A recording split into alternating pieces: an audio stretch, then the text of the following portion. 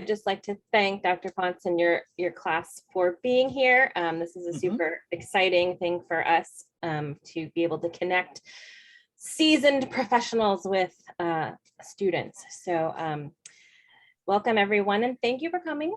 And Mr. Hedtke will be around for questions at the end if you guys have any. He has a lot of wisdom and insight. So let me begin by just introducing him. John Hedtke has been working in high tech for 40 years, and he writes documentation and books for many leading software products. He owns and operates Double Tall Consulting, a company providing writing, consulting, and training services to private and government clients in all fields. He also runs tradebookauthor.com, which is a cool thing to check out, a blog for people who want to become authors. When not otherwise occupied, John lives near Tacoma, Washington. He plays the banjo, writes magazine articles, and writes slogans for a button company, which is an interesting conversation, perhaps for a different day. John is a fellow for the Society of Technical Communication. So thank you, John, for being here.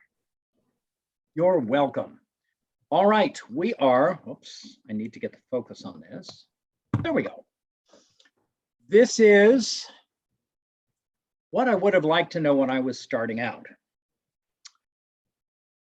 And what we're going to talk about is this. When I started out, I had no training as a technical communicator. My first official job as a technical communicator was in 1984, and I'd actually been doing it for a couple of years prior to that. And this is back in the days when men were men and women were women and cars were cars and 640K and dual floppy drives were good enough for anybody. So I was smart and I learned a number of things fast. And I did well at all of this, and I have generally had a great time. But there was also a lot that I did not know. Being a good technical communicator is a lot more than knowing how to craft a good sentence and use a word processor. I would have benefited enormously from somebody sitting me down and saying, here are things that you should know that will save you time and money and pain if you learn them now. So I'm going to give you a summary this morning of the things that I have learned. I want to pass them on to you. All of these are true. All of these apply to you personally, each one of you, right where you're sitting now. And I'm going to do these in 4 groups that will address, these groups will address different aspects of your life and your career. First, who are you? Second, career development. Third, people skills. And fourth, the really important stuff, which is actually going to probably surprise you. So, who are you? This is stuff that's important for knowing yourself and for growing as a person. Number 1, figure out what you want. There's a chap named Paul McGee, who is one of the members of the Flying Karamazov juggling troupe. If you are at all familiar with them, Paul's the one with the big nose. Paul said something back in 1981 that I have put into half a dozen of my books when I'm talking about project planning, and I frequently will use this in business meetings. And that is this: it doesn't matter how you get there if you don't know where you're going. Knowing yourself lets you grow into the person that you want to become, and not just be another stuffed shirt. You need to do some homework to figure out what do you want to do? And this can change, by the way, and work with a life coach, a mentor, or a therapist. And hot tip, everybody benefits from going to a therapist. Also, figure out what matters to you in a job. And I'm not talking about the big, profound things, but I'm talking about little stuff. Like, I'm going to give you a bunch of examples of little stuff, and you're all going to snicker to yourself at one point or another in this list going, oh, that's some really trivial shit there. But in fact, I'll then, somewhere in that list also, I'm going to hit on something that matters to you, and you're going to think, oh, hey, wait. Oh, do you mind a long commute? Do you want to pay for your own parking when you get there? Are you willing to work extra hours, odd schedules, weekends? Do you need good coffee in a job? Is telecommuting important to you? And I know all of these things sound like they're really trivial, but in fact, they aren't. These are the really important things that will make a big difference in how you feel about a job. And the example I kind of like to give is this: is that pearls are created by an oyster. But what you need to consider is that the pearl is, as beautiful as it may be, is caused by a tiny bit of sand or grit getting into an oyster that it cannot get out, and it starts coating it with layers of nacre. So the pearl started as an utter irritation to the oyster. And if it grows big enough, it will kill the oyster. Hold that thought. If you don't have good coffee in a job and they make you drive an hour and a half to get there, trust me, it'll kill you. So keep these in mind. Figure out if you prefer working captive or freelance. That's a big part of it. Each venue has advantages and disadvantages, and the value of each, when weighed out, balances nicely. It's a matter of personal choice, but you need to find out what works for you. I've done about 2/3. I like to say 2/3. It may not be quite so much. 2/3 of my career has been freelance, and a third has been captive, and a lot of that has overlapped, I might add. So, you know, do what makes you happy. Try both, and see. I see Dr. Ponce has raised his hand here. Could you just define those two? I know what those two terms mean, but I don't think our students know what those two differences are. Fair enough. Yeah, so just define that real quick. Freelance is like, you know, I'm doing things myself as a business, and or an independent, and so I go somewhere for a specific project, or perhaps a specific time period, as the case may be, and I do things for them for an agreed amount of money, almost always hourly. Very, very rarely do I do things on a flat fee basis. And then I go away. Captive is being an employee, being a wage slave, somebody who shows up nominally 40 hours a week and does something for forever as an employee.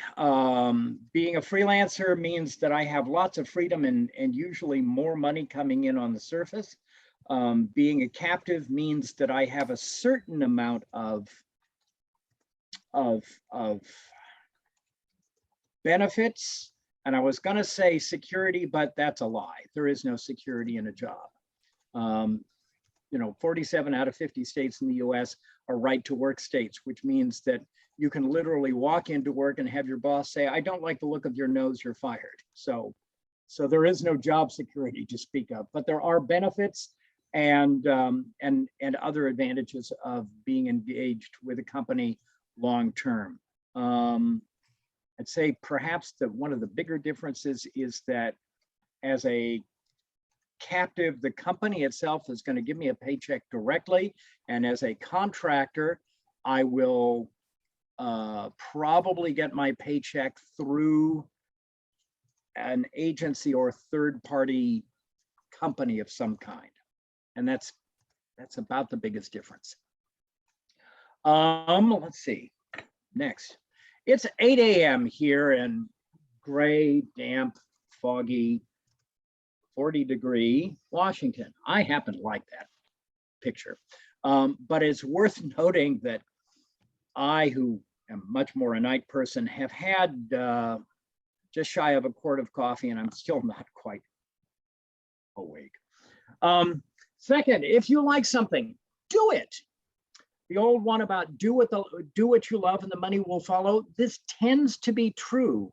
But even if you're not making as much money as you might doing something else, you're doing what you love, and that will cause a whole lot less stress, generally speaking. I gave up being a programmer, a COBOL programmer, in 1984. I was really good at it, but I was done. I was just done with this. In the late 90s, when Y2K was happening, and even today for broadly similar reasons, if I cared to dust off my generally godlike COBOL skills, I could have back then and now be making 100, 150 bucks an hour easy. And you know, I'd rather shove hot tar up my nose than go be a COBOL programmer again. I'm really sick of it. I do not want to be doing this. I like what I'm doing now. I am not making quite as much money, but I like what I'm doing now, and it's a lot of fun. So the fun that you get out of something is going to be more important, generally speaking, than the bucks. And my stepmother, who was a major metro chief of police, pointed out that, let's say you're getting, say, 20 grand a year more for a job, doing a job that you happen to hate. They'll spend that $20,000 a year trying to recapture the joy that you are not getting out of the job. So it becomes a wash anyway. Something you don't care for, and then, you know, you still hate it. Take some risks. Don't be afraid to take some risks, no matter what. If you've never tried doing something that sounds interesting, I always thought maybe you should go do it. You may love it, you may hate it, but at least you'll have tried it and you'll know. For example, in 1987, I started writing my first book. Go ahead, mute your mic if you would be so kind. I'm having the same respiratory crap I'm getting over COVID from January. I became an author. I started writing my first book in 1987. I was actually trying to sell my first book idea in 1986. And I was approaching all of these publishing companies, and I said, you know, I have this great idea for a book. Here's the market, here's the value, et cetera, et cetera. And finally, one of them, Osborne McGraw-Hill, said, we don't think that this book will do as well as you do, but we like your style, kid. Stick around, we'll find a book for you. And lo, poof, a brilliant writing career was born. So I wanted to do that, and I did. And the money I have made directly off of books sucks.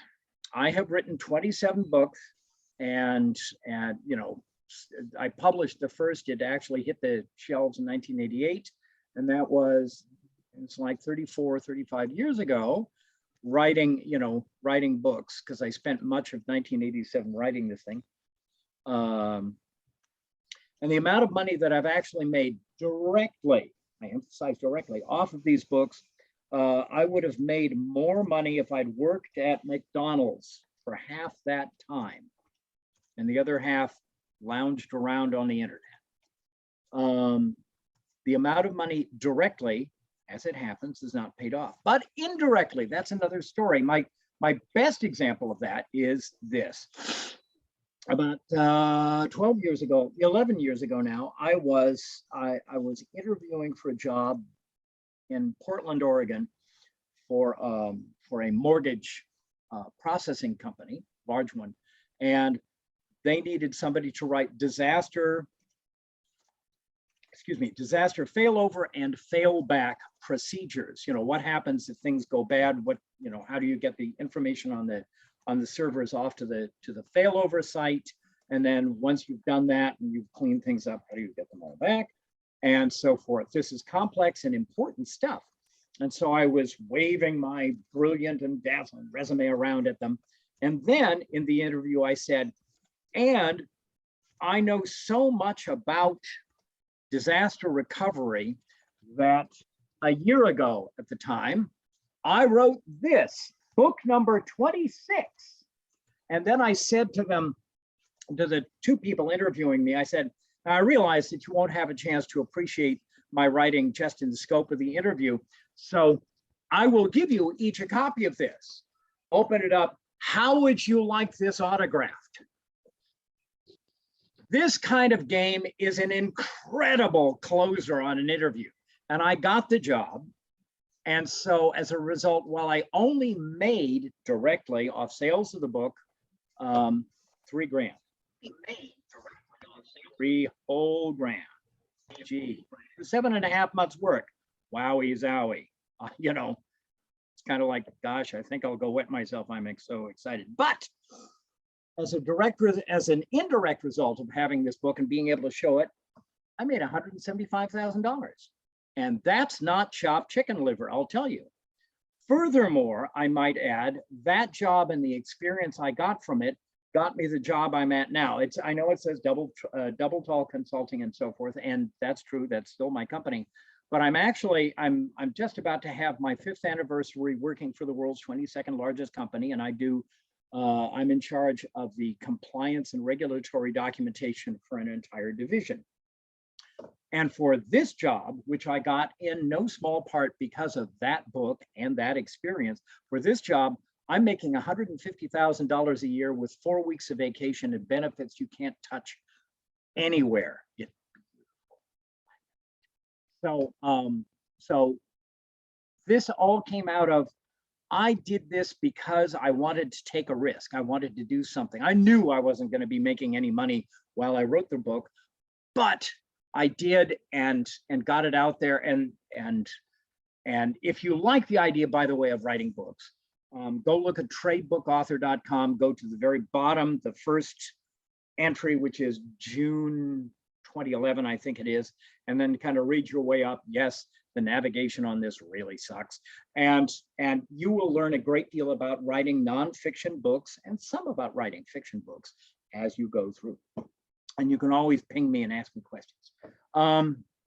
Okay, don't be afraid to fail. If you take a risk, there is also, it's a risk because it means you might fail at doing this. You could fall flat on your face somehow rather badly. But the person who has never failed, nor possibly gotten fired once or twice, is probably not stretching themselves far enough. And you need to do that. This is testing your limits. And you may end up, I might add, you may end up doing something just being an utter disaster. And then 5-10 years later go, I think I know what went wrong, and I'd kind of like to be successful at that. And you go and you do it, and you are.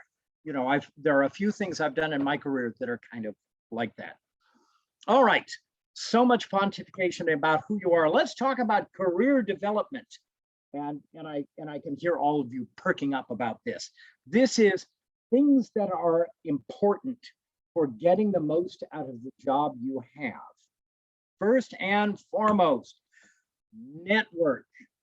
I want you all as technical communicators to be active in the Society for Technical Communication at all levels.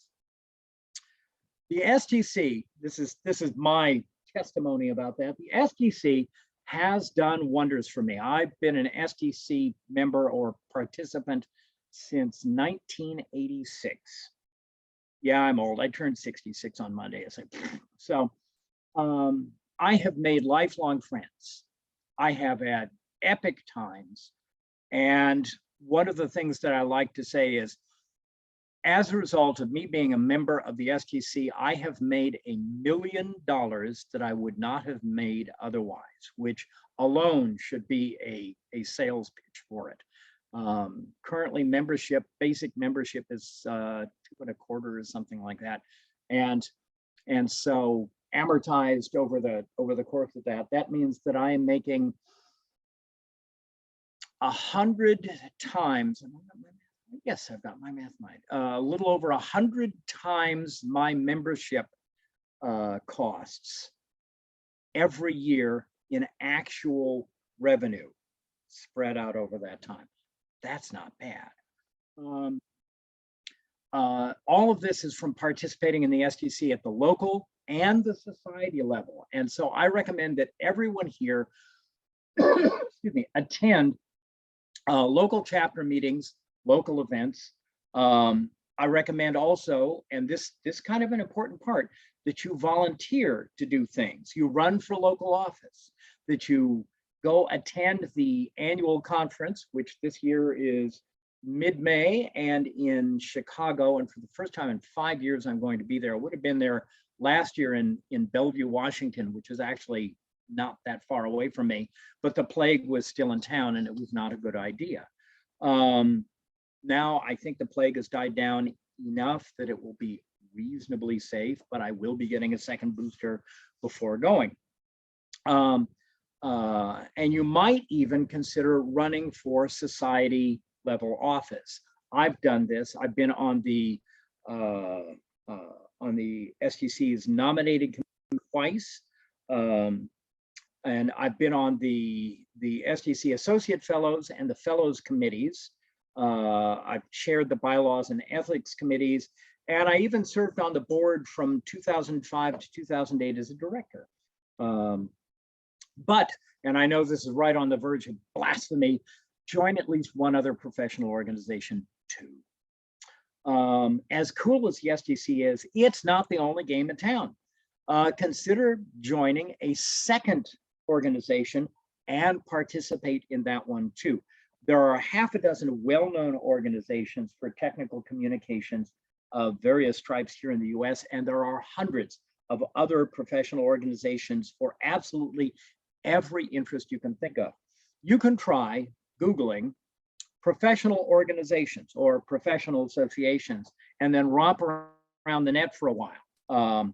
But if you want to see how many there are, go to the public library, find the reference library desk, and ask the reference librarian for the Directory of Associations, which is a book that looks like this. It's big. It'll hurt your foot if you drop it on it. And this is professional organizations of all types. And I remember when I did this, God, 40 years ago, 35 years ago, thank goodness for small papers. I was looking at this, and it was, and there were 12 pages in small type, encyclopedia style, of associations of various kinds related to writing. And it's like, wow. So that'll keep you occupied for an afternoon, definitely. I might also suggest that you look at professional organizations that are not specifically related to technical communication or that are of a general focus, like the Rotary and your local Chamber of Commerce. This will give you a really good cross-section of businesses and expose you to other people and businesses and business categories that you would not normally get in a more focused group like the STC. And is all part of good networking. Real quick side note, 30 some years ago, a magazine called Home Office Computing did a survey, and they asked everybody how much money they made and how they got business. And they talked about, they published the results, and they came up with a great criterion. There were successful consultants and unsuccessful consultants, they said. And without actually giving numbers, they said successful consultants make twice as much or more than the unsuccessful consultants. Well, that seemed like pretty inarguable. So they said, so with these two groups, we're noticing differences, that the successful consultants get business by networking, public speaking, and writing articles. I'm sorry, and writing articles, hang on. Referrals was in there somehow, I believe. And then the unsuccessful consultants were getting business, and they were still getting business, you understand, but they were working harder for it by advertising, mass mailings, and cold calls. So what you're doing with networking and being successful is you're making other people do the work for you. It's like, say, Phil, I heard that there was a writing gig that over at the Muckle Manufacturing Company, and then you can go like that, as opposed to actually having to go out and find this yourself. Get exposure. Now, we work because we're getting paid to work. You are inevitably working somewhere because you're getting paid. Now we will set aside the idea of volunteer gigs, because that's pro bono and paying it forward and so forth. And you know why you're doing that. You're freely giving up a piece of your time, but you generally go to a job because you're getting paid. Harlan Ellison, almost 50 years ago, wrote an introduction to a short story that he'd written. And he said he didn't like the protagonist, he didn't like the story, he didn't like the resolution, and he hated the magazine he sold this to. But that he made 3 times as much money for the doing all of these things put together as he would have for any other combination. Okay. And then he had what I consider one of the world's great one-line paragraphs. He said, moral of the story, I may prostitute my art, but at least I am not a cheap whore. And I want you to remember that a lot. What we are doing as technical communicators is not great art. We are not doing this for the fame. We are doing this for the money. We are hack writers. We may be really, really good hack writers, but we are doing what they tell us because they're paying us for it. And that's the job.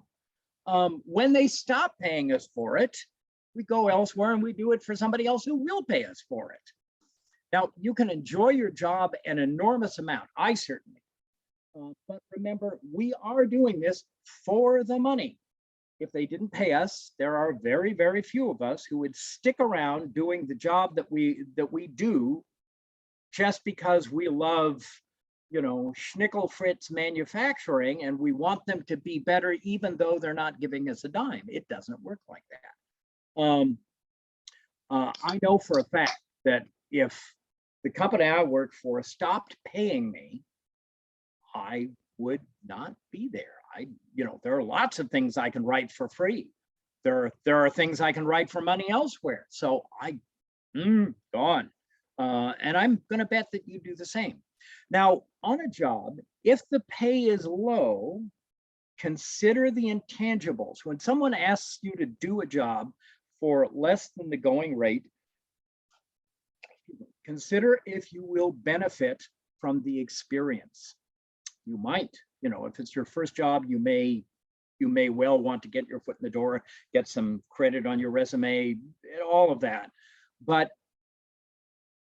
even so, while there may be a small measure of prestige involved, volunteering for things can be a great way to gain visibility, experience, even prestige, probably more than you might get, doing a day job for somebody.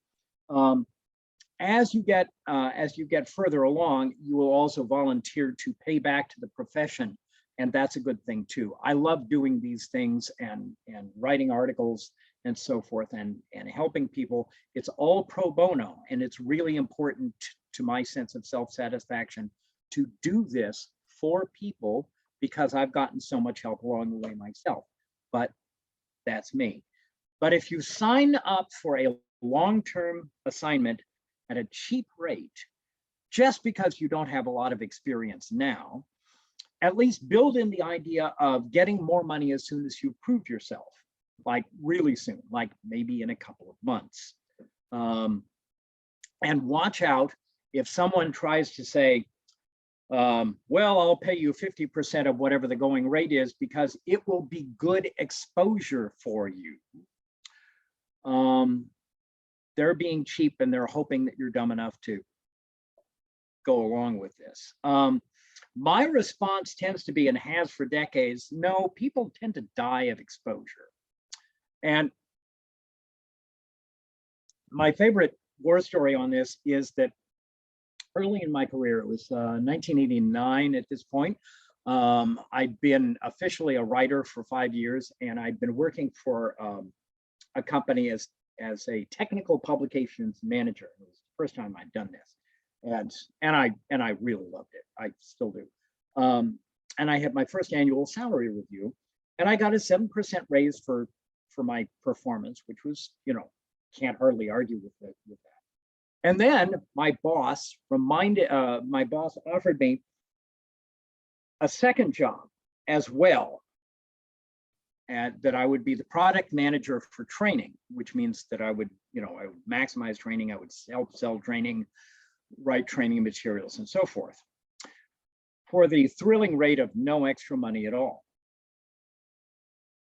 And I looked at him and I said, so I could do the one job that I'm doing for the money I'm getting, or I could do 2 jobs for the same money I'm getting. I said, kind of like that. I'll stick with the one job, thanks. And this guy was really surprised. I mean, deeply surprised. He said, but what about the exposure? And I said, I've published 3 books so far. I'm head of and helped found the Puget Sound Freelancers Association. I'm known throughout the area as a leading technical writer. I've won half a dozen writing awards so far. I've got exposure coming out my ass. I said it just like that. Give me the money. More surprise. And the little weasel went back to his boss, because it was like negotiating for a new car. It's like the sales guy doesn't have the power to say boo on his own. He went back to his boss, got an authorization, came back the next day and gave me another 7% to take this other job. And I said yes. Hey, all right. Sometimes though, you just have to do what's available.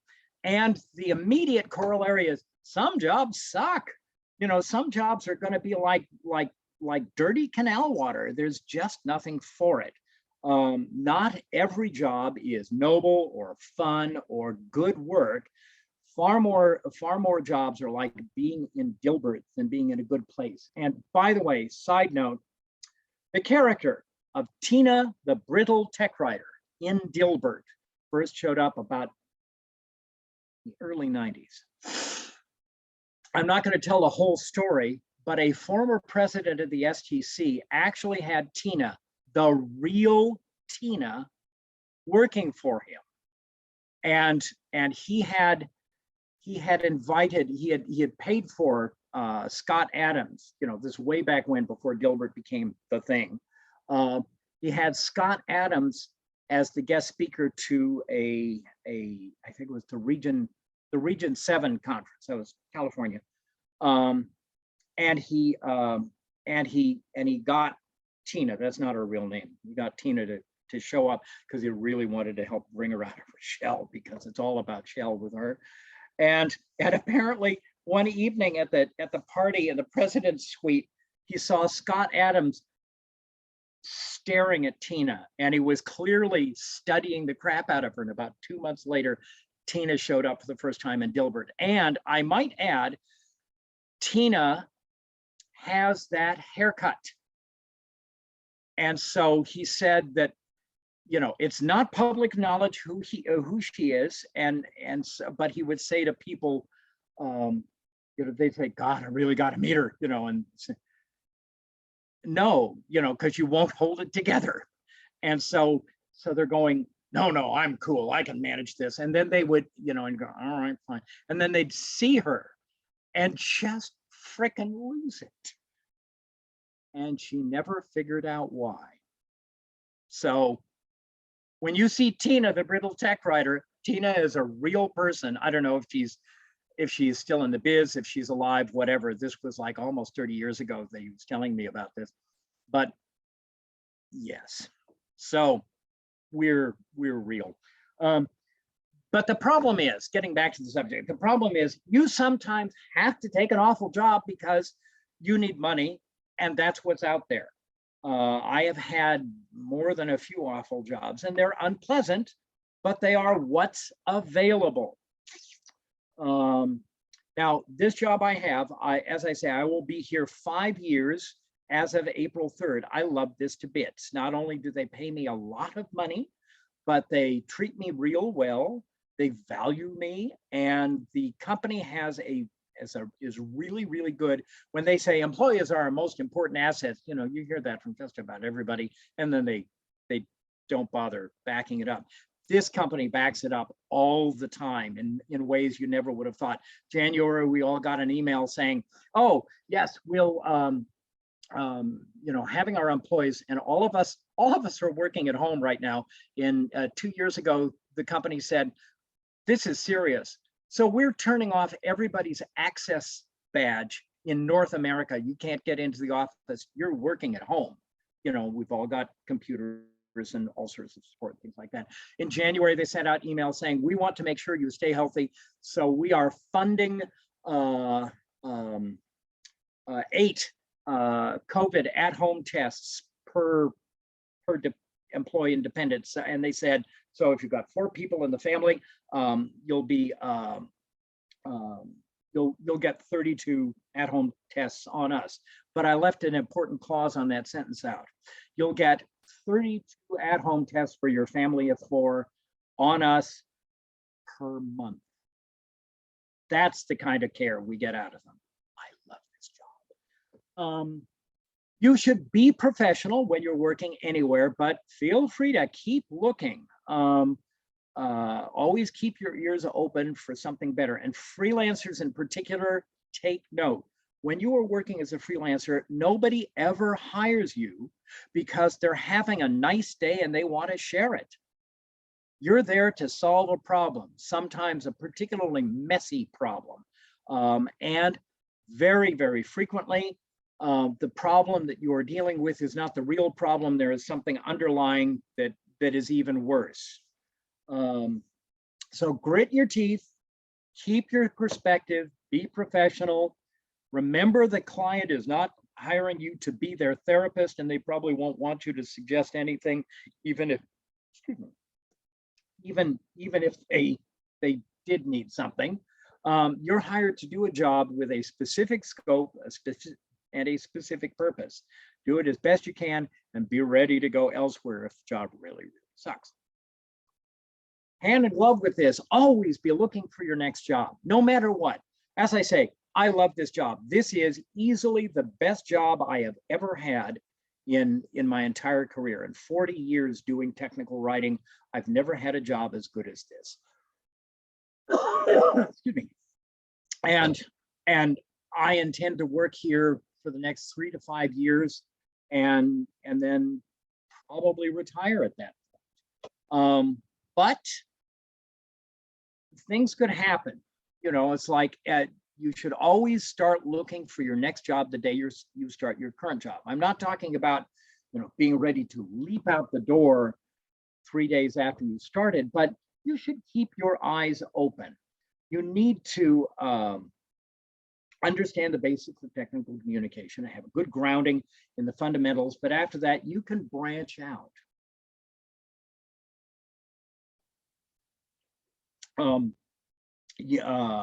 You should be open to possibilities. I still answer the phone when recruiters call or email. Even though I love this job very, very much, you know, who knows? Somebody might come in and say, we'll give you twice your current salary because we need your particular skill set. It might happen. I have heard cases of this happening. So hold that thought. Think about what you might like to do next. If you're a writer, you might consider being a trainer. You might be a project lead. You might do technical publications management. I happen to love technical publications management. This is my 7th tech pubs management gig, I think, something like that. And I just enjoy it. terrifically. You might be a business analyst, a usability specialist, all sorts of things. Your skill set as a technical communicator is actually 95% of the skill set you need for most other writing, analysis, and consulting jobs. So the only difference at that point is how to package these skills. Now I've got a presentation about how to be a consultant that talks about that if you care to have me back. You should cultivate agencies and recruiters. They come and they go, but I have known some recruiters for over 30 years, actually for 40 years now in one case, and I can always phone them up and say, do you know of a job for me or for somebody else? Excuse me a sec.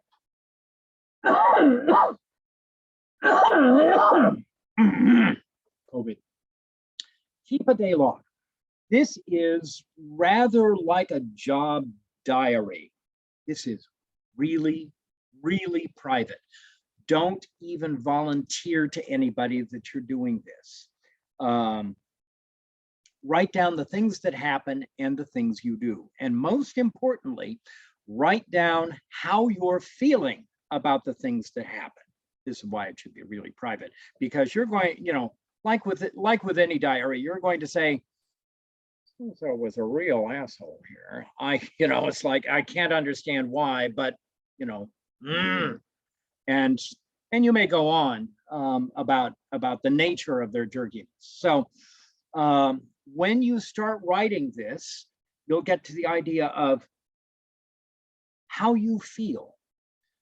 Why, that you feel tense, you feel distrustful after a certain meeting or perhaps of one particular person. That'll happen a lot, unfortunately, and you don't know why. Well, 3 weeks later, having written this down and maybe some follow-up notes, you'll discover that something was going on and your tummy was just cluing you in. You were getting nonverbal cues. And this is very important information. You want to build a vocabulary of emotional concepts. Keeping a day log lets you build a vocabulary that you can then use to analyze your feelings in later job situations, so you can be alert for things coming at you. As an example, you'll write something down and then 3 weeks later, it's like, oh, so-and-so was lying about X, and delivery dates or something, and then 2 years later, you'll be feeling the same things. You might hear somebody totally different, maybe at a different job, say people need to get with the program or something like that. And something in your head will go bing, and you'll go, wow. And then you'll go back to your day log and you'll go, so-and-so said people need to get with the program. This sounds just like that jerk at Squid Lips Manufacturing who also said this. And when he said this, it also ended up meaning blah, blah, blah, blah, blah. Will this happen here? Tune in tomorrow. And you will find that a lot of times people will say and use phrases that actually repeat, because it's like, how many jerks does it take to screw in a light bulb? None. Jerks never see the light anyway. It's like they'll always tend to use the same phrasing on stuff like this. Record in your day log everything you do, everything you complete. It's like my day log says, well, I just published, the control document playbook today, or this or that or the other thing. This is excellent material at salary review time. Write it all down, no matter how trivial it may seem. So-and-so asked me a question about where she finds the global security policy. And I was able to say, here, put that down. At the job that I mentioned a couple of slides ago, I was asked to, at that meeting, for my salary review, I was asked to list my accomplishments for the year to justify a raise. Fair enough.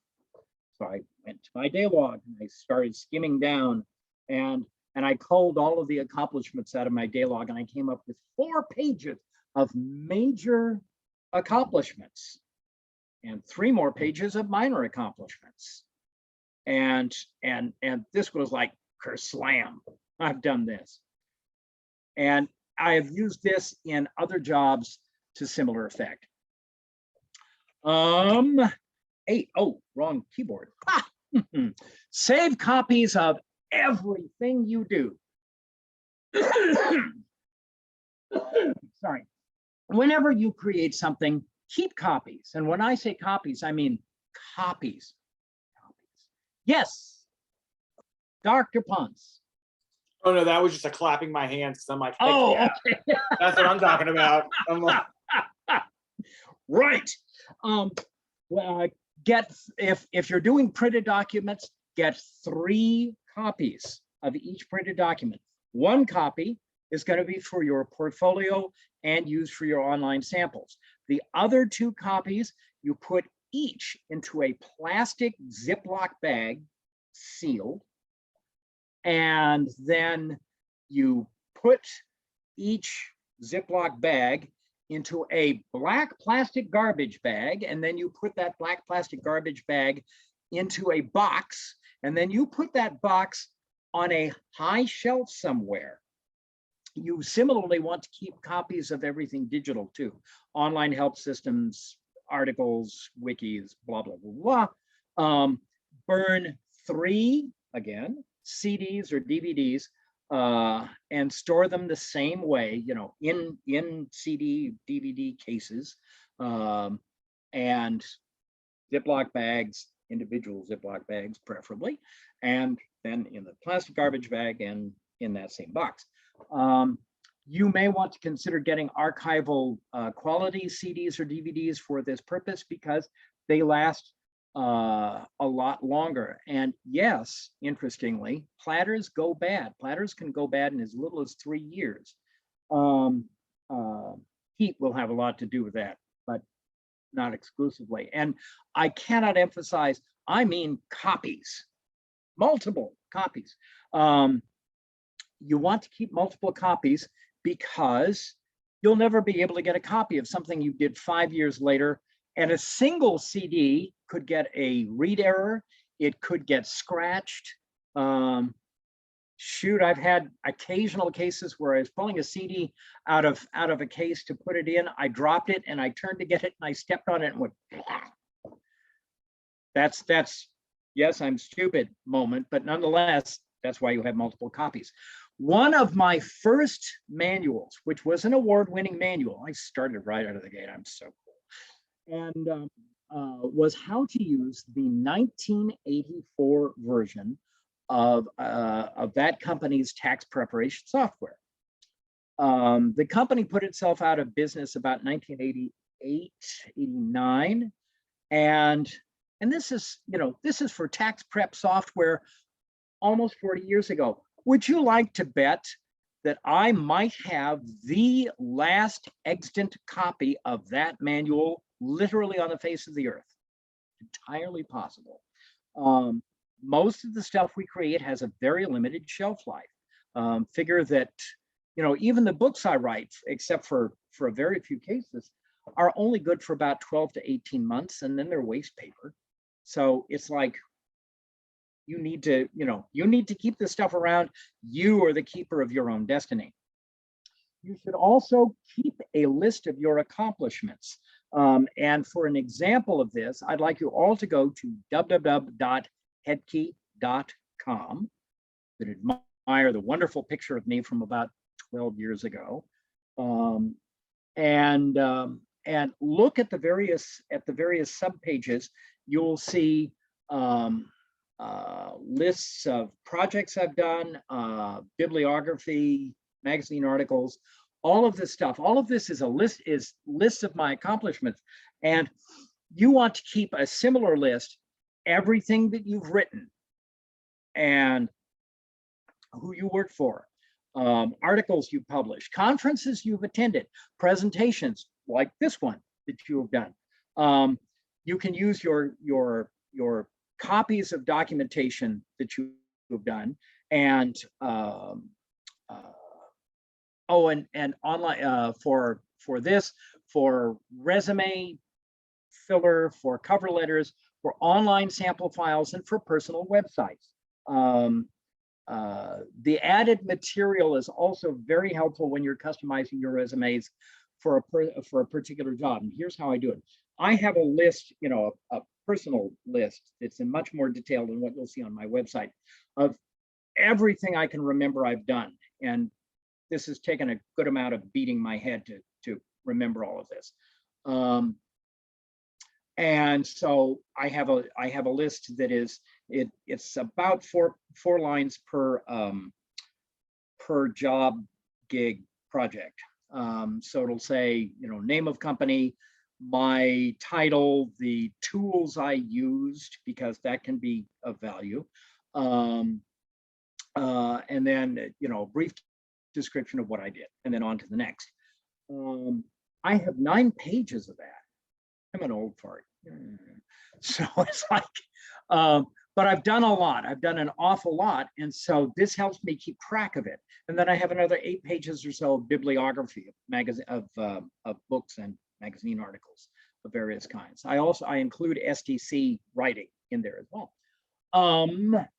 So what happens is this. Let's say I'm applying for a job and they say, you know, must have the glow in the dark left nostril inhaler used with the HP 3000 mini computer.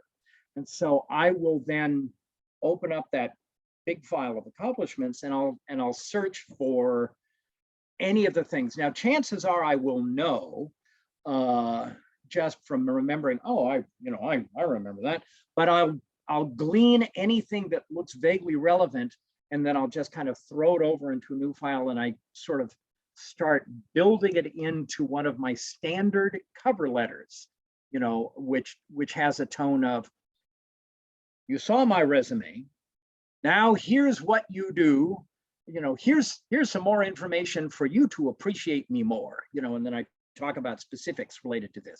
By the way, if anybody wants to see how I've done my resume, I'll be glad to send it along. It's not, you know, it's not confidential. And it's better than the thing on LinkedIn, which I do not keep very current and does not format very well.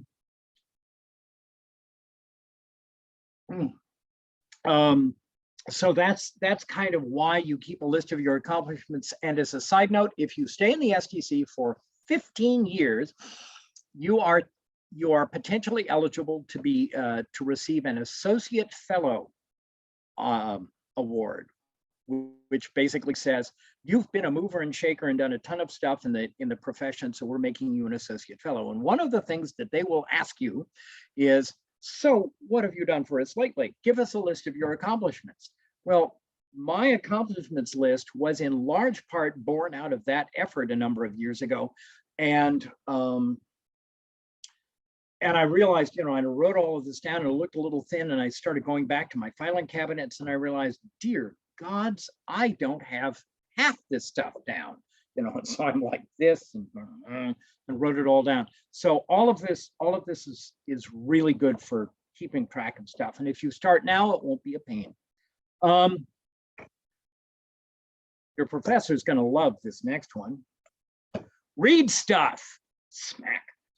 You want to read books and magazines in your field. If you read 1 book a month, at the end of the year, you'll have read 12 books. I know that doesn't sound like rocket science, but here's something. You will be, if you read 12 books in the coming year, you will be doing more for your continuing education than 95% of your peers. Now that is a differentiator. At the end of a year, you will have a massive skill set that 95% of your peers do not have. And you may be ready for a new job or a promotion or at least new responsibilities. And as always, more money. The most successful technical communicators are learning new tools and new skills and new disciplines continually. If you throw in a couple of magazines, print or online, it doesn't really matter.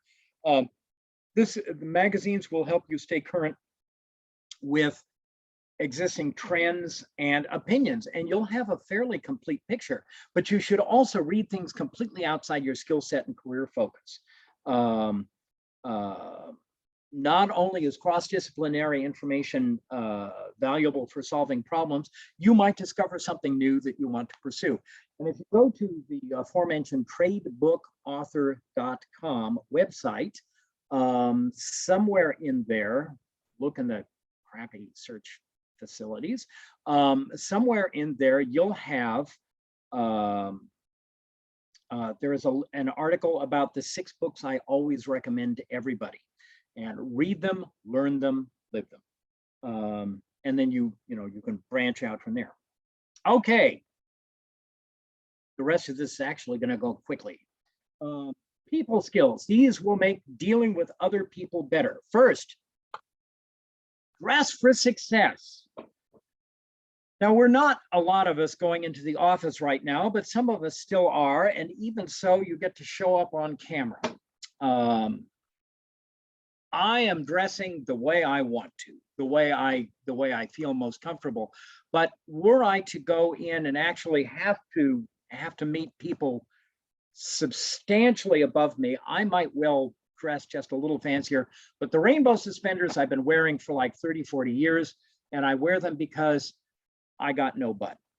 And if I don't wear suspenders, my pants fall off. So it's suspenders at least.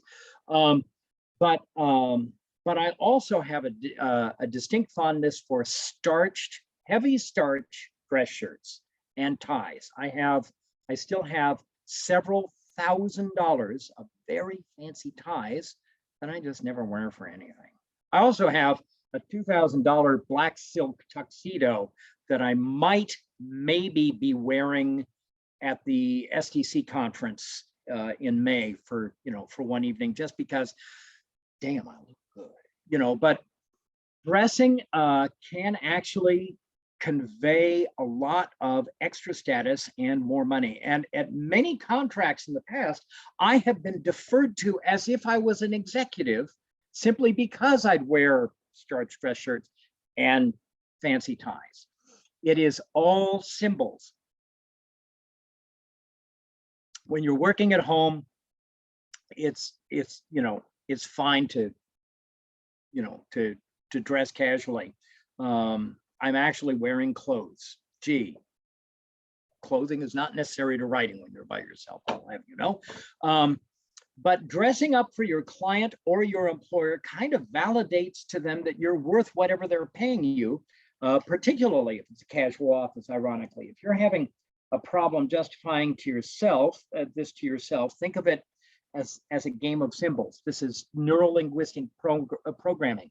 You're sneaking in past their conscious defenses with the symbols of what you're wearing to say, I'm actually fairly lofty.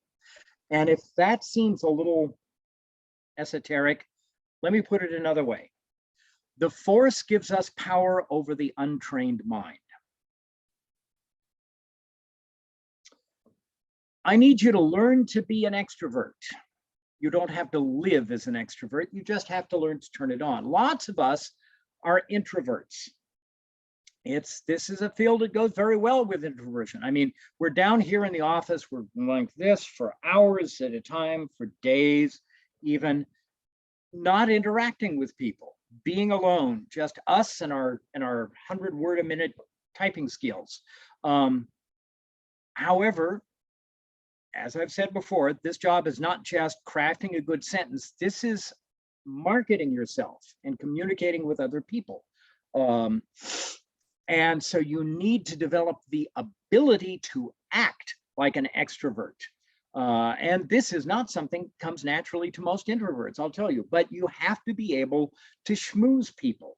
One of my favorite people in the STC is an introvert who has learned to be an extrovert for the purposes of what she does. But at the end of the day, she recharges like an introvert. She stays by herself and, quiet and reads like that. You need to learn your communication style. as well. You cannot interact effectively with people if you don't know how you are communicating. Know your strengths and weaknesses, do your Myers-Briggs. There are several hundred personality assessment tools available on the web. One is bankcode.com. My former business partner used to do a lot for them. It's, all of this stuff is a way of looking at how you are going to be perceived and how you are going to communicate. One of the problems for people like me, bounding extroverts, is that just the sheer presence. One of my former writers still calls me force of nature. And it's like, and fine, that's me. But introverts tend to go like this because they don't know how to deal with this. And so if you're dealing with people like that, then you, the bounding extrovert, me, has to learn to sit in the corner and be quiet a lot. This is not easy nor entirely fun. But if you're an introvert, you need to learn to present your ideas effectively and not get overridden by the noisy jerks that are like boundless extroverts. A corollary, you really are going to have to bribe people for info. I mean, you've heard about, well, the writer has to bring in chocolate chip cookies to get reviews out of the subject matter experts. It's like, yeah, that's true more often than we might like. Suck it up. Sorry. I know you've got a master's in TC, that you're educated, that you're brilliant, that you're a professional, you deserve respect, and blah, blah, blah, blah, blah, blah, blah. I don't care. That's all well and good, but the reality is you're gonna need to bring in the damn chocolate chip cookies. Just do it.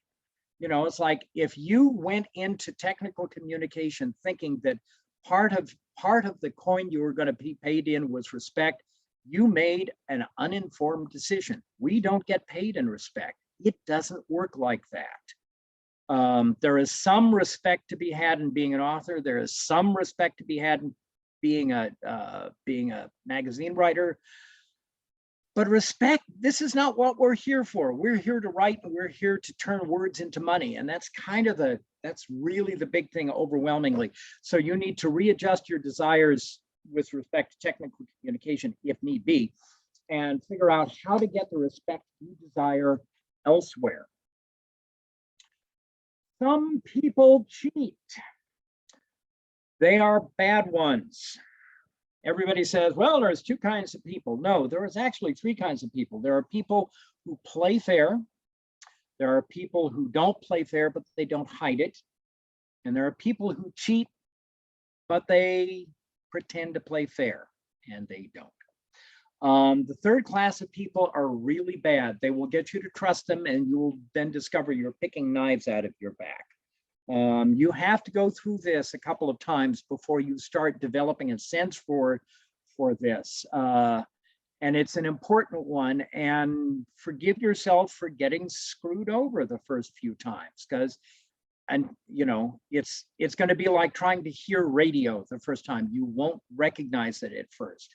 But if somebody starts gaslighting you, if somebody starts telling you multiple versions of the same story, and they're always true, but they're always significantly different, if they don't have a lot of old friends, all kinds of things. These are all little signs that you're probably dealing with a narcissist of one kind or another, and you want to be very careful, put a significant amount of distance, and just wait and see.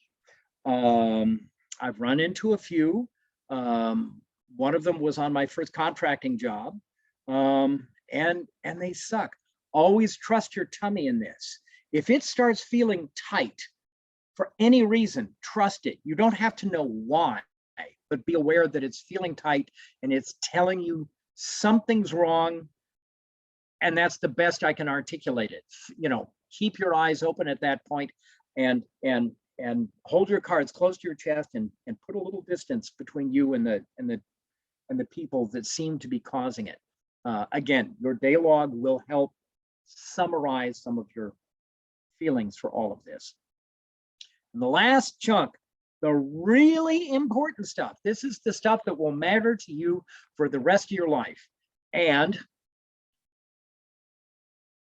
apart from the classic, stay hydrated. And the first came up when I wrote this article, and it surprised the heck out of me. Protect your hearing. We work in really, really noisy environments. We have computers and printers. We used to have CRT monitors back in the old days, and we don't, thankfully. But computers and printers are noisy. It's all white noise, and we don't really notice it because it's non-specific, but it's actually hugely noisy, and it's deafening, and your ears are getting battered. If you are working next to a computer, and I don't think anybody here is working in a situation where their computer is like way the heck away, it's like it's right there, probably on the floor, under the desk, with the fan, making noise. And if this goes on for 10 or 20 years, you're going to lose a great deal of your high-end hearing. You won't notice it when it's happening, but after 10 or 20 years, it'll stack up. It happened to me. I used to have hearing that was measured at the top 4% of the population. I could hear up to like 22,000 hertz, which is enormous. Can't do it anymore. It's all been clobbered by all of this noise. Try wearing noise canceling headphones, like, this kind of thing, or earplugs, or move the equipment as far away as you can, and maybe even have a noise canceling hood, or can you hide it in a closet? Sometimes you can, actually, but most of the time, speaking for myself, I need to be able to get to the computer to get to the disk drive, and not frequently, but often enough that if I had to like get up and walk over to the other side of the office, it would be annoying. But nonetheless, ears. If you want an example of just how noisy this is, turn off all the gear in your office sometime, every piece of gear. You'll be deafened by the silence, and then stand there for about 30 seconds, go, my ears are ringing, from all of the noise it's suddenly not getting. And then turn on just the computer, and you'll go, damn, that's loud. Don't overwork. I cannot emphasize this enough. You are only granted a finite amount of immortality. And when you're young and you're immortal, the temptation to work all night or pull down an extra contract in addition to your day job is great. I mean, you can sleep on the weekends, you can make mountains of money, you can rack up experience faster than anyone you know. And I did this for a decade, from when I was 30 to when I was 40. And I had the time of my life, let me tell you. I won a couple dozen writing awards. I published my first 15 books. I made mountains of money. I worked impressive contracts. I wrote articles.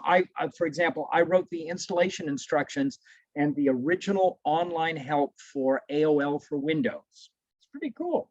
And lots of other things that were really kind of big and noticeable. And damn, it was fun. My experiences glow in the dark. I garnered fame and some fortune. And as a result of chronic sleep deprivation and bad diet and lack of exercise, but mostly the sleep deprivation, at the end of 10 years of doing this, I became a type 2 diabetic with high blood pressure and a heart condition. Nothing is worth having all of those conditions, I promise. My health is still pretty good, even at 66, but I have a strict medical regimen that I have to follow to stay alive. There is, the accomplishments are great, but nothing is worth that. Not being able to have ice cream when you want it, trust me, it sucks. Get enough sleep, like 8 hours of sleep a night. Exercise, even if it's only taking a 20-minute walk every day. Watch your weight. Do not smoke. I stopped smoking February 12th, 1977. I still miss it, but it's not like I have this need burning at me all the time. But if I were smoking, I would have died about the time I was 40 from circulatory collapse and heart disease. Don't smoke. You'll feel much better for all of these things, and you will have a much better life overall, and a lot longer one. Keep in touch with everyone you've liked. Life is best when you have lots of old friends around. Social media makes a lot of this much easier. You will also end up with having a huge fan base and cheering section too. But be prepared to lose some people along the way, because you're not going to be able to hold on to everyone. You may well outgrow people. It's okay. But never, ever, ever dump someone just because they're kind of inconvenient at that moment. If your work life is really busy and you don't have time for some people, tell them that as graciously as you can. If they're friends, they will understand. And you can check in with them later and say, I'm done with the, with this horrible project. Let's get together and, and catch up. But don't just dump someone because it's more convenient. You'll regret it for the rest of your life. I did this to somebody who, no fault of his own, just being a jerk. And I have regretted it. Be optimistic. Ask the right question. And asking the right question is kind of subtle. I'm an optimist of the, wow, my glass is 1/32 full type. I find opportunities where other people don't. And most of this is asking the right question. And the best way to do this is say, let's suppose you say, I need to buy a new car, but I don't have enough money. Okay, that is a statement of a complete filled reality. There is no entry point. You can't change any of that. That's just saying this. Done. Pack it in. What you need to do is change this, the but to an and. So you say, I need to buy a new car and I don't have enough money. And all of a sudden you've just set down, these are two parameters of the current situation. And you invite the possibility of adding more. Do you need a new car? Do you, can you get more money? What are your alternatives? That kind of thing. You can start changing this around rather than saying, well, that's the situation and I think I'll go in the backyard and eat worms. So you've changed your script enough to allow the serendipity in your life to start coming in. And when it does, things can happen that you didn't expect frequently. And you need to give the magic a chance to happen, is the way I like to put it. Don't be right, be happy. This is a challenge for all of us. But if you're busy being right all the time, you're going to alienate people and you'll usually be gloriously wrong on top of it. Being happy is much better. My favorite example of how this works is something just recently, it says a meme that said, devil, you're going to spend the rest of eternity wallowing in this pool of lava. Me. Actually, it's underground, so it's going to be magma, the devil. And that's why you're here, you realize. Don't be right, be happy. Summary. See, we're almost done. This all boils down to a single idea. It's always about fun and bucks. There is fun and bucks in some combination in everything you do. If you're having a tough time somewhere, figure out if what you're doing can be expressed as fun and or bucks. If there's none of either, you're in the wrong place doing the wrong things, and you should see what you might want to do instead. Secondly, it's never too late to start saving for retirement. One of the books I mentioned in that, I am referring to in that article, six books I always recommend. is The Richest Man in Babylon. This was written in 1926 by an insurance agent named George Clayson. It is available online in PDFs for free, or you can buy it for little money, or definitely get it from the public library. Read it. It's very, very simple. It has only a few messages, and it just pounds on you over and over and over. Read it. Listen to what it says. Don't talk back.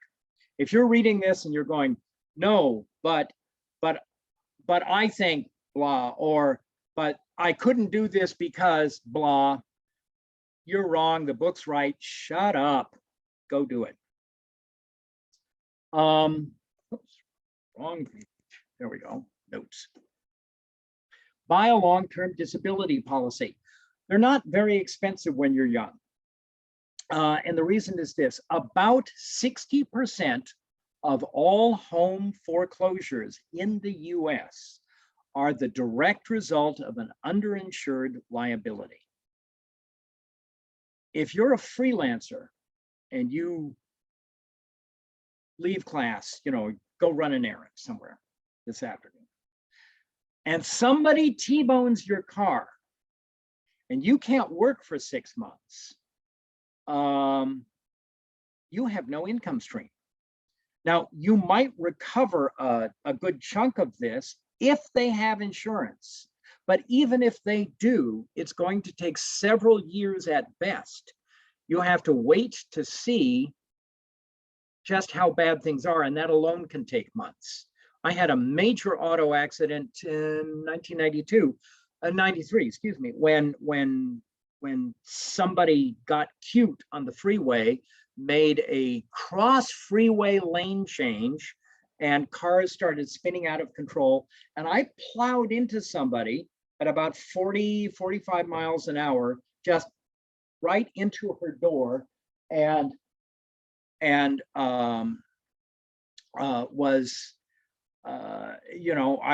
was out of work for a while and so forth. A sec. And it took me 3.5 years to recover. There we go. Her Honor is asking if the printer has enough paper.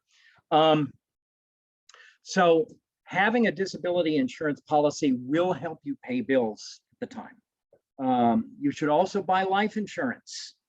If you die, your spouse and or your family are going to need at least $250,000 to deal with everything and just and move on to the next phase of their lives. There are widow and widower benefits from Social Security and the like, but like a settlement from an accident, this can take a while to kick in. And if you're young, you're not going to have much Social Security. So consider getting a $250,000 or $500,000 whole life policy from a good company with a AAA insurance rating. You might also want to get a long-term term insurance policy. And these will be good for your retirement planning as well. And dovetails, by the way, with the stuff in The Richest Man in Babylon. To summarize the summary, all these ideas will make your life more prosperous. You will be healthier. You will definitely have more fun. I would have had a hard time believing at least a third of these, if not more, when I was a wee sprat. But each of these ideas has improved my own life immeasurably for the knowing of them, and they will make yours better too, I promise. Thank you very much. Are there any questions?